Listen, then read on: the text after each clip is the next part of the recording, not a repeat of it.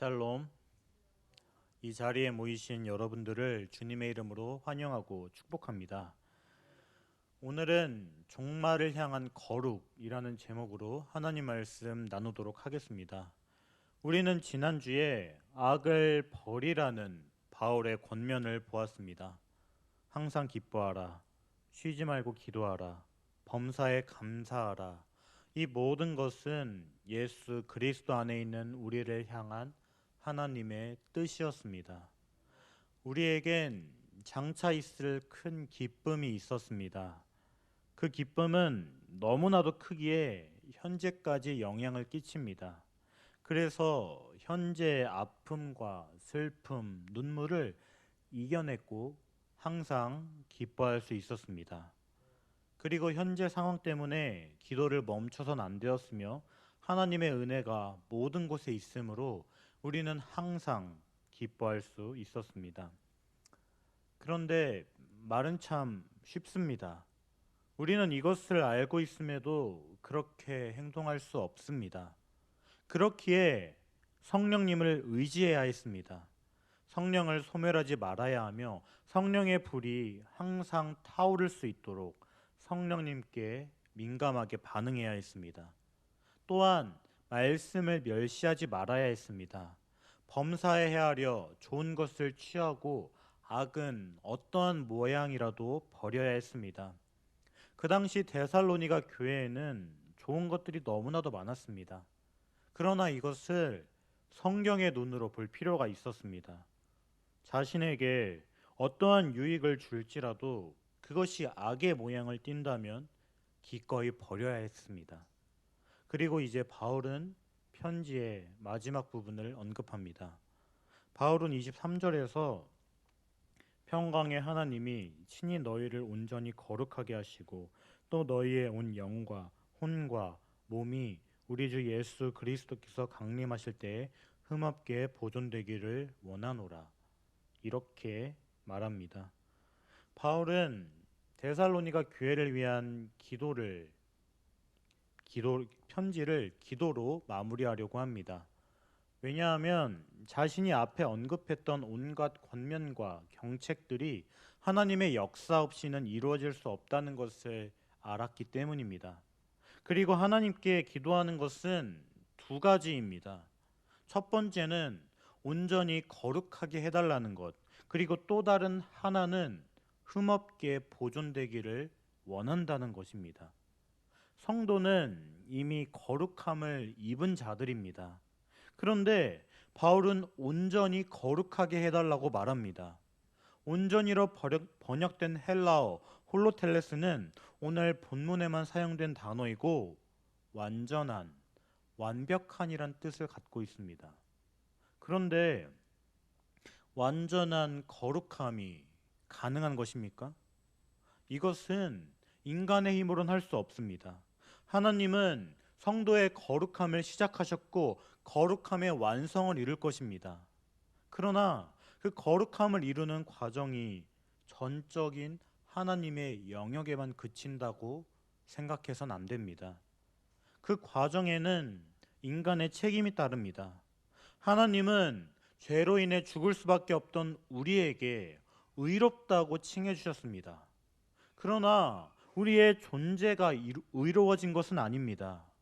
여전히 우리의 안에는 죄악이 가득 차 있고 그 영향을 받으며 살아갑니다. 여전히 인간은 전적으로 타락했고 어떠한 희망도 찾을 수 없습니다. 하나님의 자녀가 되었지만 하나님을 거스르려 하고 우리의 성향은 하나님을 기쁘게 하기보다 하나님의 마음을 아프게 합니다. 하지만 하나님은 이러한 우리에게 거룩하라고 명령하셨습니다. 하나님 자신이 거룩하니 하나님의 자녀된 너희도 거룩하라고 말씀하셨습니다. 이렇게 우리는 날마다 점진적으로 거룩을 향해 나아가야 합니다. 넘어질지 모르지만 그럼에도 주님을 의지하여 다시 일어서고 거룩을 향한 끝없는 달리기가 이어지고 있습니다. 그리고 거룩을 향한 달리기가 끝날 때 온전한 거룩이 이루어집니다. 그래서 바울은 온전히 거룩하게 해달라고 기도하는 것입니다. 우리는 이 시대를 살아가는 동안 완벽한 거룩을 이룰 수 없습니다. 주님이 다시 오시기 전까지는 우리의 거룩은 완성되지 않습니다. 그렇기에 바울은 평강의 하나님이 너희를 온전히 거룩하게 해달라고 기도합니다. 주님이 다시 오실 때까지 거룩을 향한 발걸음이 멈춰지지 않도록 완벽해질 수 없지만 완벽을 향한 갈망을 잃어버리지 않도록 기도하는 것입니다. 그리고 바울은 23절 후반부에서 너희의 온 영과 혼과 몸이 우리 주 예수 그리스도께서 강림하실 때에 흠없게 보존되기를 원한다고 기도합니다. 그리스도께서 강림하실 때, 즉 완전한 거룩이 이루어질 때에 아무런 흠이 없이 보존되기를 원한다는 것입니다. 데살로니가 성도들이 느릴 수는 있지만 조금이라도 거룩을 향해 나아가기를 기도하는 것입니다. 그런데 여기에서 우리는 아주 주의 깊게 보아야 할 표현이 있습니다. 그것은 바로 영과 혼과 몸이라는 표현입니다. 이 말씀은 신학적으로 많은 논쟁거리가 됩니다. 인간을 구성하는 요소가 영과 혼과 몸이라고 주장하는 삼분설, 그리고 인간을 구성하는 요소가 영혼과 몸이라는 이분설, 이렇게 두 가지 주장이 있습니다. 그러나 본문 말씀이 인간을 구성하는 요소가 무엇인지를 설명한다고 생각하십니까? 그렇지 않습니다. 이 말씀은 거룩의 영역을 말해주고 있습니다. 영과 혼과 몸, 즉 육체적인 거룩, 영혼의 거룩, 둘 다 거룩하기를 원한다는 것입니다. 사랑하는 성도님들, 우리는 신앙생활을 하면서 한 가지 오류를 범하곤 합니다. 그것은 바로 육에 관한 것은 부정적인 것, 그리고 영에 관한 것은 긍정적인 것으로 생각하는 이분법적인 사고방식입니다. 성경은 어느 하나만 중요하다고 말하지 않습니다. 둘 다 중요하며 몸과 영 둘 다 주님이 강림하실 때까지 흠없게 보존되어야 하는 것입니다. 육체적으론 더러운 행위를 하면서 정신적으로는 건강할 수 없습니다. 정신적으로는 온갖 죄악된 생각을 하면서 육체적으로는 거룩할 수 없습니다. 어느 한쪽만 흠이 없는 것은 하나님이 원하시는 거룩이 아닙니다. 그리고 이것은 예수 그리스도께서 강림하실 때까지 성도의 책임으로 남겨져 있습니다. 그런데 24절은 너희를 부르시는 이는 미쁘시니 그가 또한 이루시리라, 이렇게 나옵니다. 죄와 피 흘리기까지 싸우며 거룩함을 이루어가는 것은 인간의 책임으로 남겨져 있습니다. 그러나 바울은 이것을 완성하는 분은 하나님이심을 분명하게 인식합니다. 그리고 하나님은 이것을 반드시 완성하실 것이라고 기도합니다. 왜 그렇습니까? 바로 하나님은 미쁘시기 때문입니다. 미쁘시다라는 것은 신실하다, 진실하다라는 뜻입니다. 사랑하는 성도님들, 하나님은 반드시 약속을 지키시는 분입니다. 아브라함에게 약속하신 언약, 다윗에게 약속하신 언약과 같은 이 구약 성경의 언약은 예수님으로 성취되지 않았습니까? 하나님은 절대 거짓말을 할 수 없는 분입니다. 우리는 변덕스럽습니다. 좋은 때가 있으면 나쁠 때가 있고 강할 때가 있으면 약할 때가 있습니다.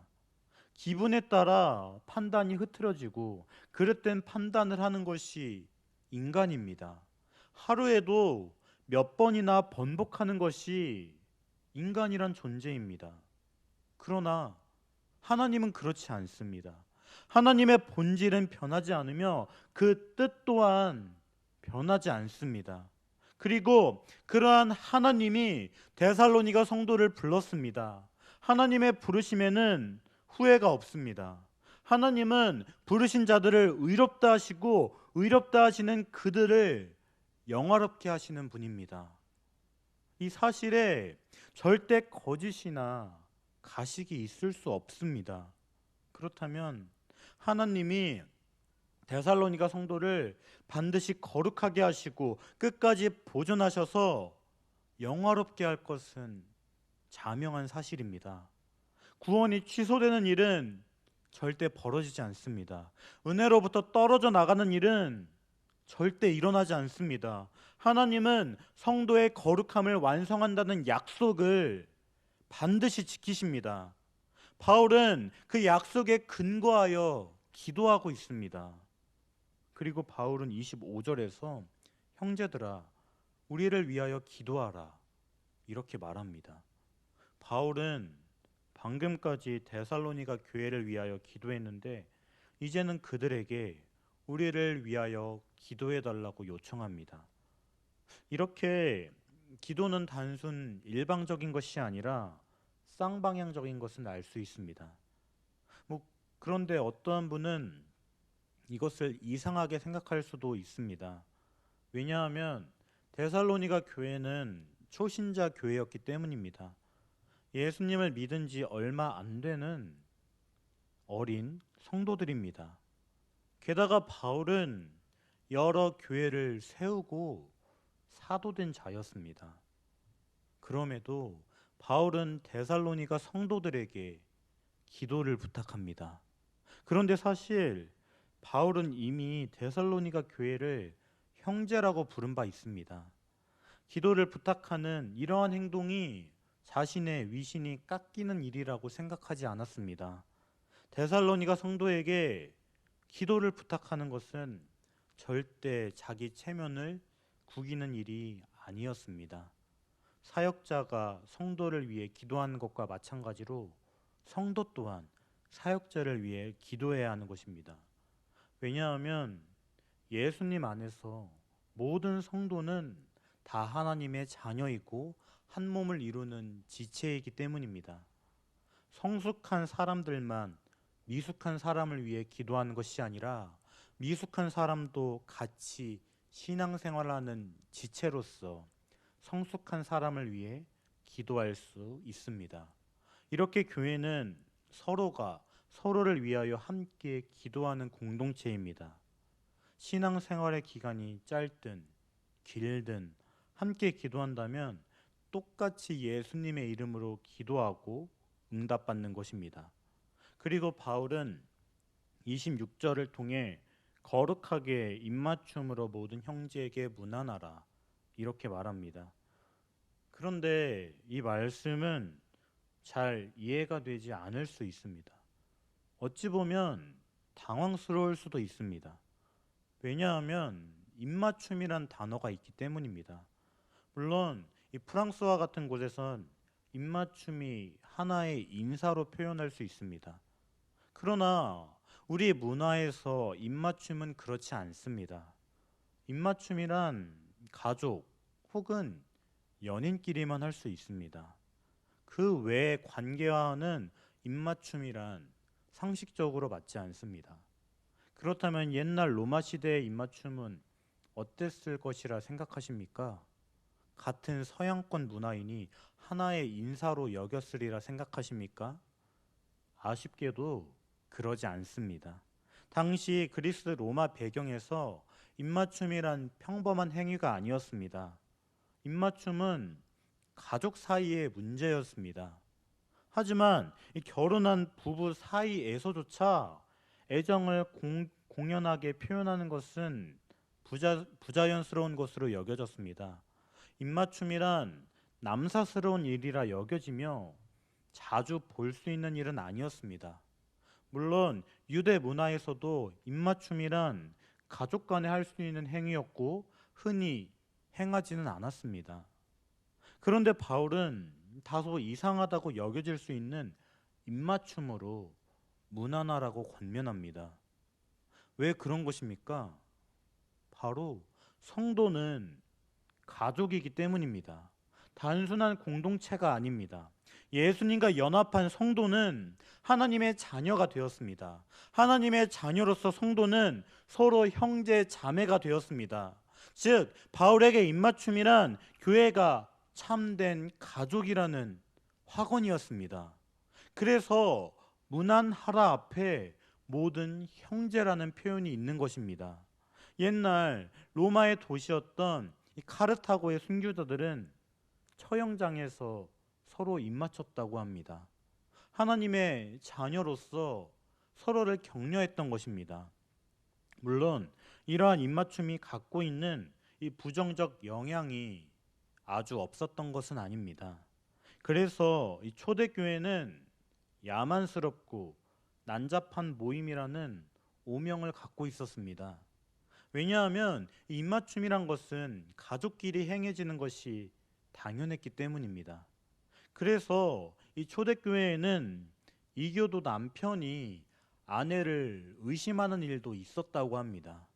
아내가 이 예배를 갔다 오면 이 외간 남자와 입을 맞추는데 이상하게 생각하는 것은 당연합니다. 이것은 이 시대에도 당연한 일 아니겠습니까? 그래서 오늘 말씀은 단순한 입맞춤이라고 말하지 않습니다. 거룩한 입맞춤이라고 말합니다. 시대와 같은 입맞춤이 아니라 주 안에서 하는 입맞춤이어야 했습니다.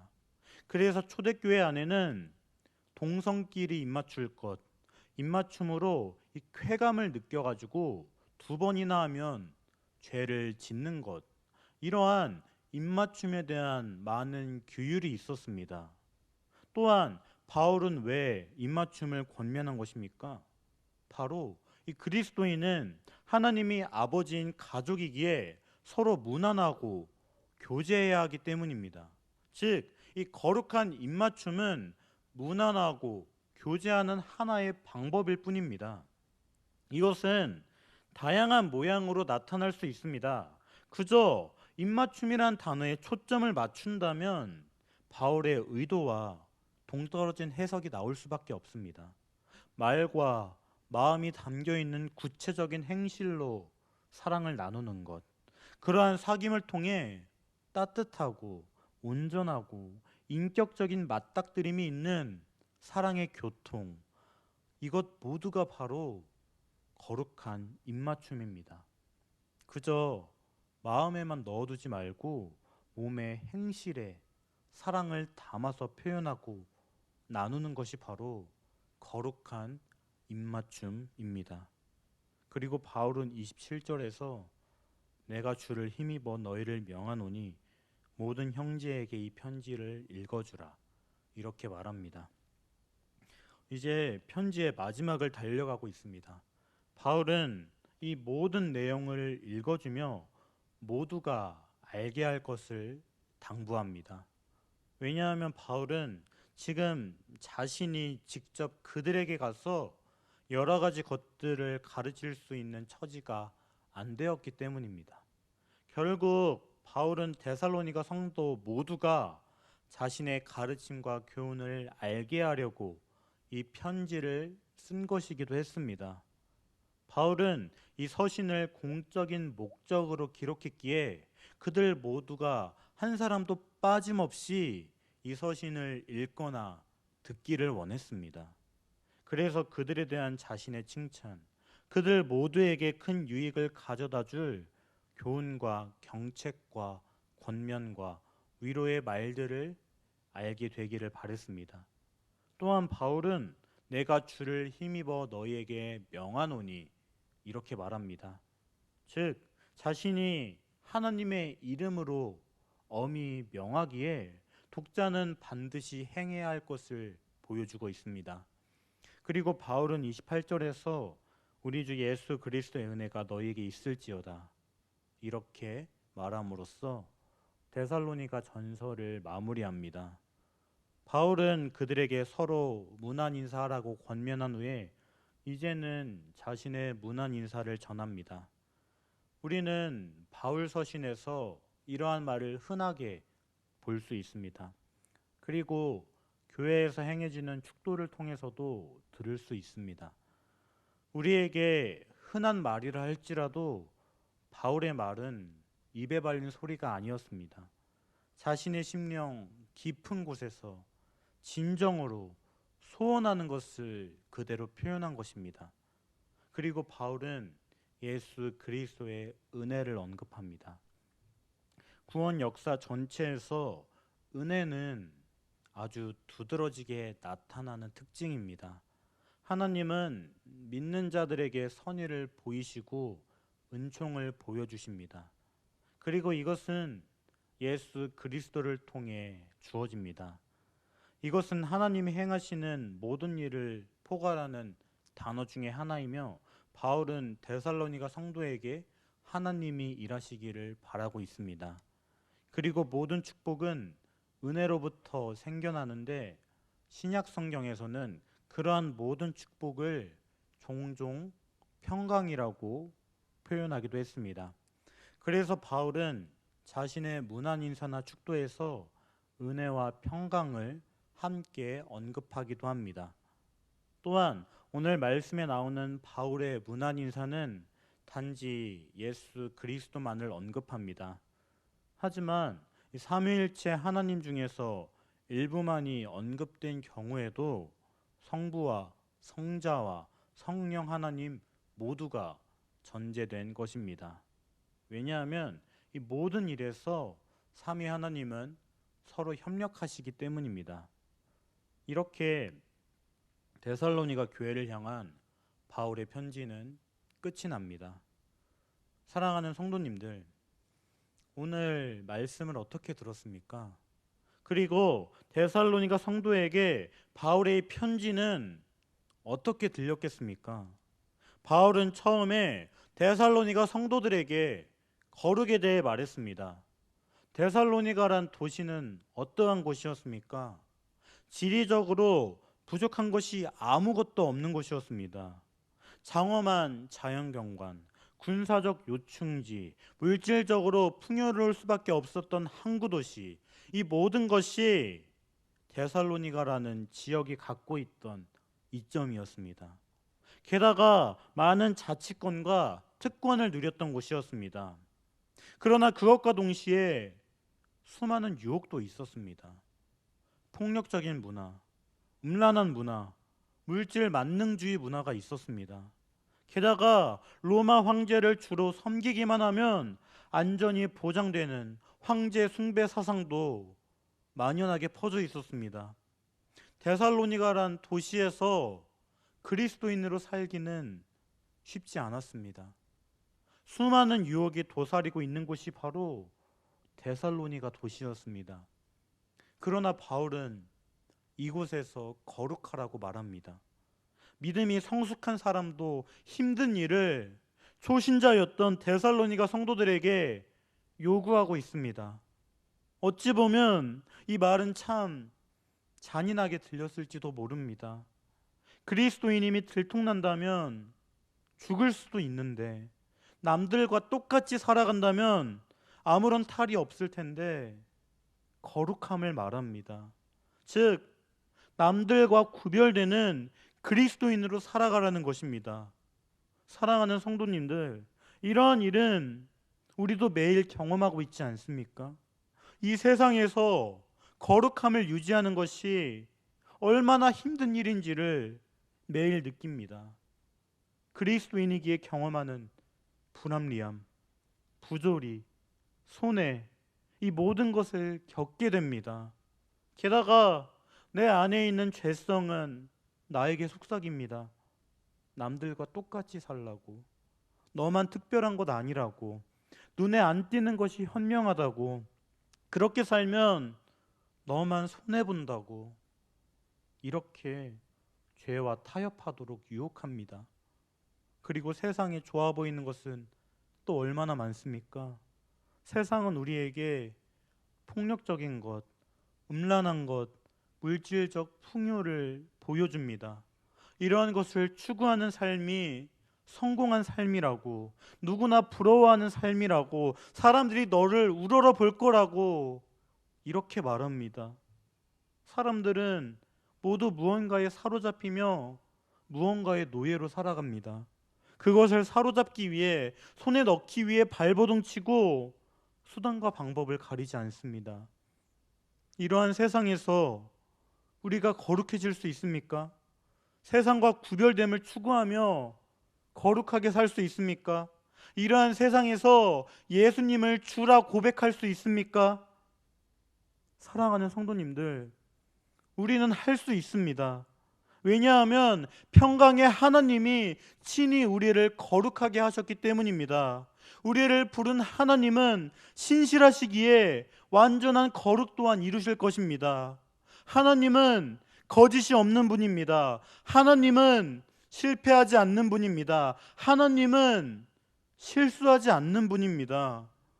우리를 부른 하나님은 우리를 거룩하게 하셨고 우리를 완전한 거룩으로 이끌어갈 것입니다. 그렇다고 우리가 해야 할 것이 아무것도 없는 것은 아닙니다. 우리의 영과 혼과 몸은 예수님이 강림하실 때까지 흠없게 보존되어야 합니다. 거룩함에 머물기를 힘써야 하는 것입니다. 세상과 말씀이 아무리 다르다 할지라도, 세상이 아무리 우리를 유혹한다 할지라도 우리는 거룩함에 머물러야 합니다. 육체만 거룩함에 머무는 것이 아닙니다. 영혼만 거룩함에 머무는 것이 아닙니다. 영혼과 육체 둘 다 전 인격이 거룩함에 머물러야 합니다. 그리고 이것은 예수님이 강림하실 그날까지 이루어져야 합니다. 즉, 우리의 거룩은 종말을 향해 나아가고 있습니다. 예수님이 다시 오실 때까지 거룩을 추구하는 것이 우리에게 남겨진 책임입니다. 사랑하는 성도님들, 이러한 삶 힘들다는 것 알고 있습니다. 세상은 잔혹합니다. 그러나 세상은 잔혹하다 할지라도 하나님은 전지전능하시고 우리를 사랑하십니다.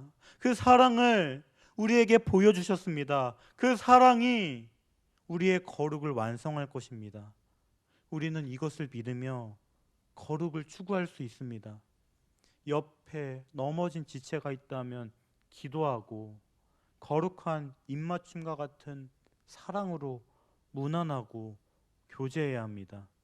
옆에 넘어진 지체가 있다면 데살로니가 전서와 같은 성경 말씀을 그들에게 읽어주며 다시 일어서게 해야 합니다. 우리는 완전한 거룩에 이룰 수 없지만 추구해야 합니다. 완벽이라는 목표점이 너무나도 멀게 느껴지지만 한 걸음 한 걸음 점진적으로 나아가야 합니다. 우리에겐 주 예수 그리스도의 은혜가 있습니다. 그 목표점은 반드시 하나님께서 인도해 주실 것입니다. 우리는 그 과정에서 죄와 피 흘리기까지 싸우고 죄를 죽이며 살아가야 합니다. 사랑하는 성도님들, 우리는 오늘 또 하루 종말에 가까워졌습니다. 예수님이 강림하실 날은 계속해서 다가오고 있습니다. 그리고 예수님은 우리가 그날까지 거룩으로 흠없게 보존되기를 원하십니다. 사랑하는 성도님들, 거룩하게 살아가시기 바랍니다. 그래서 예수님이 강림하실 때 흠없는 거룩한 모습으로 예수님을 맞이하는 성도님들이 되기를 주님의 이름으로 간절히 소망합니다. 잠깐 말씀을 놓고 기도하겠습니다.